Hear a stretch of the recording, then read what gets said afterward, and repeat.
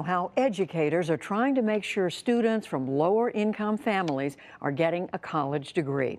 As we move into graduation season, we're going to look at innovative programs helping students climb the ladder of college and economic stability. To kick it off, we look at the changing profile of many college students and how schools may need to change their approach.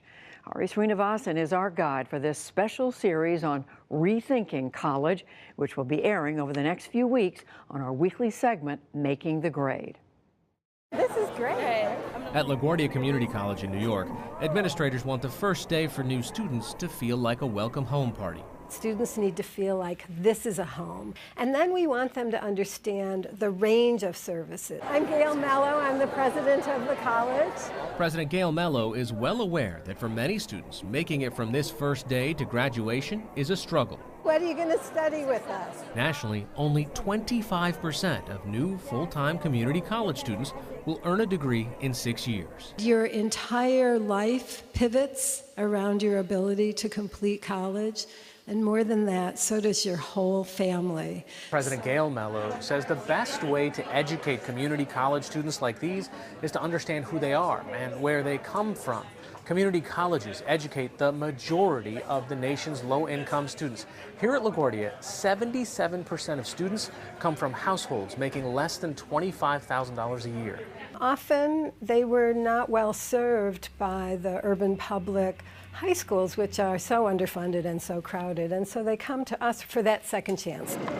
26-year-old student Diamond Standback says she's grateful for a second chance. I did make a lot of good decisions in life. I had to start all over, learn how to be more self-sufficient.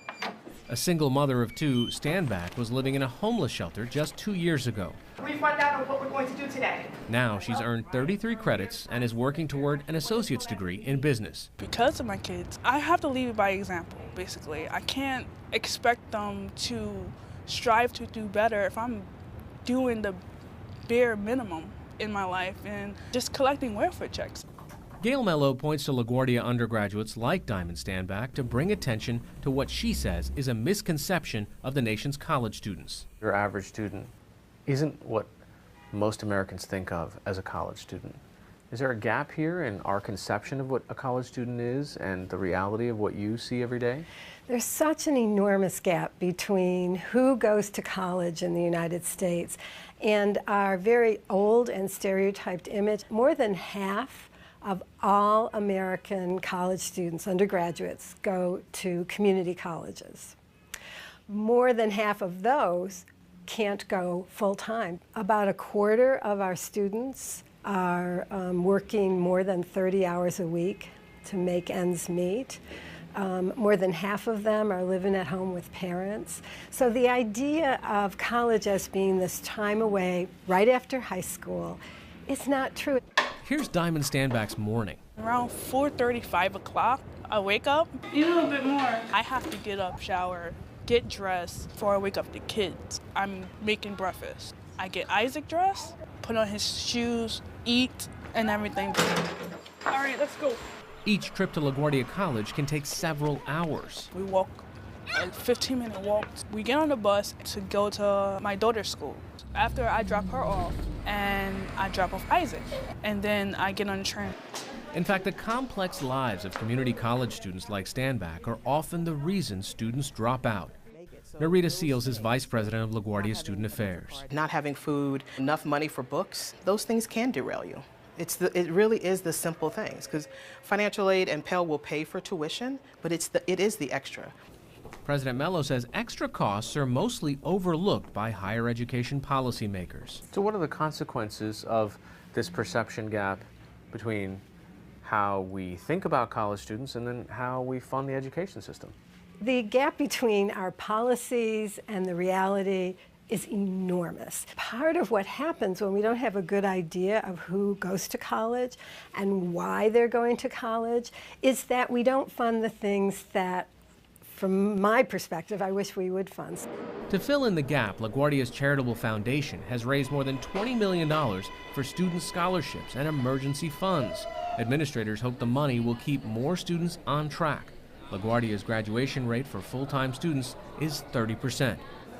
Standback is enrolled in a program at LaGuardia called College Discovery, which assigns her an advocate to help her navigate both finances and academics.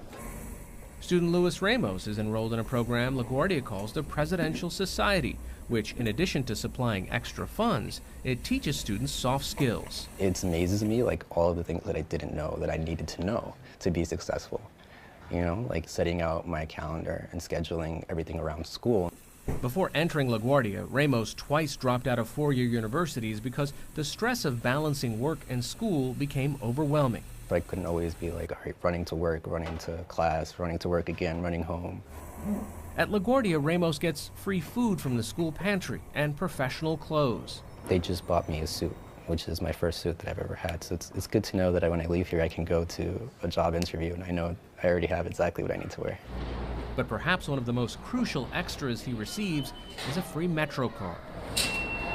Ramos lives with his family in Flushing, New York, and takes public transportation an hour each way to classes. Such a relief. I need to get to school, I need to go pick up my sisters, I need to go to work. It makes a huge difference. That's her. Yeah. And then there's student Christian Ortiz, 22 years old and a father. It's been good, though. Ortiz credits his second chance to a group he joined at LaGuardia called Fatherhood Academy. A lot of students have some serious challenges, like yourself, about having to take care of a kid, having a job. How does college fit in with all that? Priorities. It's a sacrifice to come to college. On the day we visited Fatherhood Academy, sacrifice was the topic of the day. But once I make this sacrifice, eventually, you know, I know my goals and I know my purpose. That's why, you know. Once a high school dropout, Ortiz says he's now convinced he'll earn an associate's degree. How long is it going to take you to finish? My goal is 4 semesters. I don't want to, yeah. But I mean, things happen, but I'm resilient, so I'm going to get it regardless. Diamond Standback hopes to get a job in human resources. I feel like I'm doing something more with my life. And after graduation this June, Luis Ramos plans to pursue a bachelor's degree. In a recent ranking from Stanford University, students like Ramos, Standback, and Ortiz have helped place LaGuardia Community College 5th in the nation for moving low-income families into the middle class. For the PBS NewsHour, I'm Hari Srinivasan in New York.